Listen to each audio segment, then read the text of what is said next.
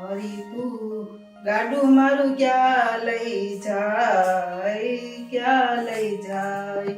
હરી તું ગાડું મારું ક્યાં લઈ જાય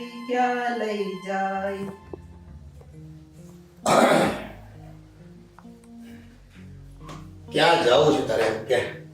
એ જો આ હરી મારું ગાડું જ્યાં લઈ જાય ને ત્યાં મારે જાવું છે. રાજી છો હરી ગાડું લઈ જાય એમાં? આ તે રાજી જ હોય ને.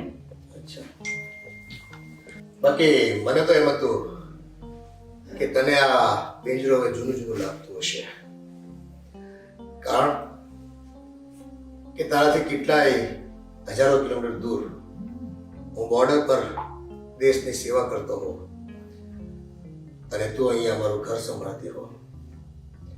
કદાચ તારે એકલા આટોલા પડી જવાથી આ ઘરમાં તું થાકી પણ જતી હશે, કારણ કે કેટલી જવાબદારીઓ સામાજિક તौर પર નિભાવવી પડતી હોય છે, પારિવારિક તौर પર નિભાવવી પડતી હોય છે, અને એમાં જ્યારે મારી હાજરી ન હોય ને ત્યારે તે છે ને મારા ઘરના મુખ્ય તરીકેનું કામ કરીને આ ઘરને તે સંભાળી લીધું છે. અને છોકરાઓને તો મેં છે ને પથારીમાં આડા જ મોટા થતા જોયા છે. ભાગ્યે જ એને આમ મારી સમક્ષ મોટા થતા જોયા છે મેં. પણ એ વાતનો મને રંજ નથી.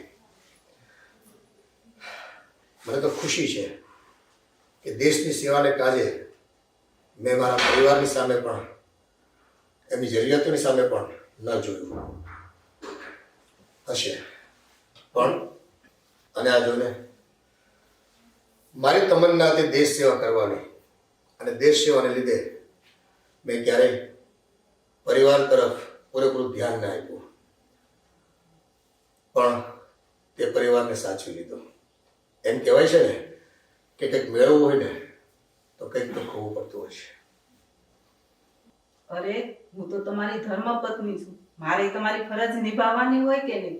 અરે છોકરાઓ તો એમ કહેતા હોય છે કે અમે પપ્પાનું મોઢું ક્યારે જોયું છે ને અમને યાદ પણ નથી, અને પપ્પાએ અમને તો મોટા થતા જોયા પણ નથી. તમે રિટાયર થયા ને તે પેલા આ લોકો આવી ફરિયાદ કરતા હતા. આ છોકરાઓની ફરિયાદ છે ને વ્યાજબી છે, હું સમજી શકું છું, પણ ચાલો કંઈ વાંધો નહીં. હવે તો હું રિટાયર થઈ ગયો છું અને હવે બસ બાકીની જિંદગી છે ને છોકરાઓ સાથે પ્રેમથી આનંદથી મસ્ત રીતે જીવવી છે. સારું, ચાલ હું રાઉન્ડ મારતો હોઉં. સારું. હા, અને આપણા ઘરમાં પ્રથા છે ને જય હિન્દ બોલવાની, હા, પછી જય શ્રી કૃષ્ણ બોલવાની, ખ્યાલ છે ને? હા હા, જય હિન્દ. જય હિન્દ. જય શ્રી કૃષ્ણ. અને બપોરે ટાઈમે આવી જાજો પાછા જમવા. હા હા.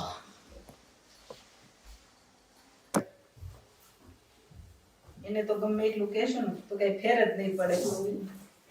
જય શ્રી કૃષ્ણ. જય શ્રી કૃષ્ણ. મમ્મી, રસોઈ શું બનાવવાની છે આજે? દાળ ભાત શાક રોટલી, બીજું શું બનાવવાનું? તને કઈ ખાવું છે બીજું? ના, મને કાંઈ નથી ખાવું, પણ છે ને આ રોજ શાકની એક ને એક માથાકૂટ. રોજ શું બનાવવાનું મમ્મી મારે? બીજું શું છે શાકમાં? કઈ નહીં, ફ્રીજમાં જોઈ લઉં ને પછી ખબર પડશે. એવું હોય ને તો આજે બટેકાનું કરી નાખું છું. હા તો એ બનાવી નાખજો. અને ફ્રી છું ને તો આ દાણા પણ પીસી નાખું હવે, એટલે પાવડર થઈ જાય ને. હા સારું, તમે બેસો, હું રસોઈની તૈયારી કરું.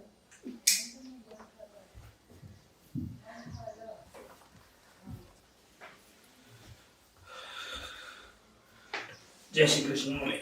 જય શ્રી કૃષ્ણ બેટા. હા, આર્મી મેન ક્યાં ગયા છે? અરે એ તો એની ડાયરી લઈને ગયા છે, હવે સવારની સાંજ પાડશે, એ જ્યારે આવે ત્યારે. સારું કર્યું, એ અહીંયા નથી, નહીતર તો છે ને એનું લેક્ચર ચાલુ થઈ જાય, સરકારી નોકરી કર, આ કર, પેલું કર, તે કર. એ બધું તો ઠીક, પણ તારે કેવું ચાલે છે? મમ્મી, આપણો બિઝનેસ છે ને વેલ સેટ જ છે, આપણે ચિંતા કરવાની કઈ જ જરૂર નથી. પણ બેટા આ એક જગ્યાએ સ્થાયી થઈને કંઈક સારો બિઝનેસ કર ને. આ મમ્મી, તમે પણ પપ્પાને એમ ચાલુ નહીં કરી દેતા. જો આ મને છે ને ફ્રીડમ વાળો બિઝનેસ કરવો ગમે. હા, કોઈની નોકરી, કોઈની ગુલામી કરવી આપણને ના ફાવે. આ પપ્પાની જેમ દેશ પર લડવું ને એ કરવું, કોણ મગજમારી કરે? આપણે તો આપણો પોતાનો બિઝનેસ હોય ને એવી રીતે મજા આવે આપણને. મમ્મી, આ મને છે ને ખુલીને જીવવાનું ગમે. આ બંધનમાં મને ના ફાવે, પપ્પાની જેમ. અને એને તો કેવું, એક જગ્યાએ ફિક્સ ત્યાં લઈ ગયા હોય ત્યાં સુધી 2-3 વર્ષ ત્યાં રહેવાનું. અને મારે તો છે ને રોજે ટ્રાવેલિંગ કરવાનું, બહાર હરવાનું ફરવાનું, નવા નવા માણસોને મળવાનું, નવા નવા સિટીમાં ફરવાનું, આ આપણને ફાવે. પપ્પાની જેવું મને ના ફાવે. ઠીક છે બેટા, પણ તને તારું આમાં ભવિષ્ય દેખાય છે? અરે મમ્મી, તમે એની ચિંતા ના કરો. હું જો પ્યોર ટોપ લેવલનો માણસ બનું છું. જો આ પપ્પાની જેવું નહીં, એનાથી પણ રોજ પૈસા જ આવશે, બીજી કાંઈ વાત નહીં. તો તમારે ચિંતા કરવાની જરૂર નથી, બધું હું સંભાળી દઈશ. બરાબર? તમે ખાલી છે ને એ આર્મી મેનને સંભાળી લેજો. દર વખતે મને કૈયા ના કરે, એની સામે છે ને બોલતા ડર લાગે છે. તો સારું બેટા, તને જે ઠીક લાગે ને એ તું કર. એ બરાબર. આ બે માટે તો શું વાતો કરો છો? ઓફિસનો ટાઈમ થઈ ગયો છે, નીકળવું નથી. અરે નીકળવું છે, પણ આ તો મમ્મી જરા કહેતા હતા પપ્પાની જેમ. કે થોડીક વાર મારી પાસે બેસ. મને તો ટાઈમ આપ થોડો. સાચી વાત છે મમ્મી, પણ એમને ક્યાં ટાઈમ છે? એ તો એમના બિઝનેસમાંથી ફ્રી પડતા જ નથી ને.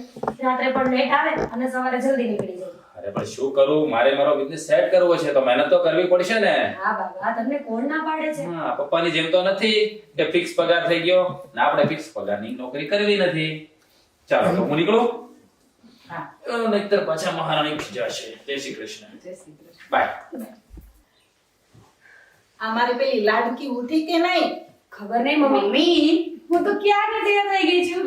હા, બહુ કહેવાય આજે તો. મમ્મી એવું નહીં બોલો, એ તો લેટ સુધી વાંચતા હોય ને એટલે પાયલબેન ને ઉઠવામાં મોડું થઈ જાય છે, નહીં પાયલબેન? જોયું ને ભાભી કેટલું મને સમજે છે. આવી ભાભી બધાને મળે. પાયલબેન, તમારે બહાર જવાનું છે તો નાસ્તો બનાવી આપું. નહીં, પહેલા છે ને હું મારી મમ્મી સાથે બેસીને થોડી વાર વાત કરીશ, પછી નાસ્તો કરું. ભલે, તમે મારી દીકરી વાતો કરો તો હું નાસ્તાની તૈયારી કરું. ઠીક છે ને? અને જો બેટા, આ તારું છેલ્લું વર્ષ છે એટલે ભણવામાં ધ્યાન રાખજે હો. મમ્મી, ભણવામાં મારું પૂરેપૂરું ધ્યાન છે. મને ખબર છે કે મારે ફિઝિયોથેરાપિસ્ટ બનવાનું છે. મમ્મી, જેવી રીતે પપ્પા દેશની સેવા કરીને એવી જ રીતે હું પણ રોગીશની સેવા કરીશ. એ પણ એકદમ નિસ્વાર્થ ભાવથી, કોઈની પાસેથી એક પણ રૂપિયો વધારાનો લેવાનો નહીં. પણ તારા મુઠ્ઠી આટકા છે અને તું બધાની સેવા કેમ કરીશ? થાકી જઈશ. મમ્મી, તું ચિંતા ના કર. તારી છોકરી પણ જોજે, બધાની સેવા કરીને એમના આશીર્વાદ લઈને એકદમ જાડી પાડી થઈ જવાની છે. પણ ક્યાંક ખાતો જાડી થાને. થઈ જઈશ મમ્મી. મમ્મી, નાસ્તામાં શું બનાવવાનું છે? એ તો તારા ભાભીને જ ખબર. મને બહુ ભૂખ લાગી છે. મારે પછી કોલેજ જવાનું પણ મોડું થશે.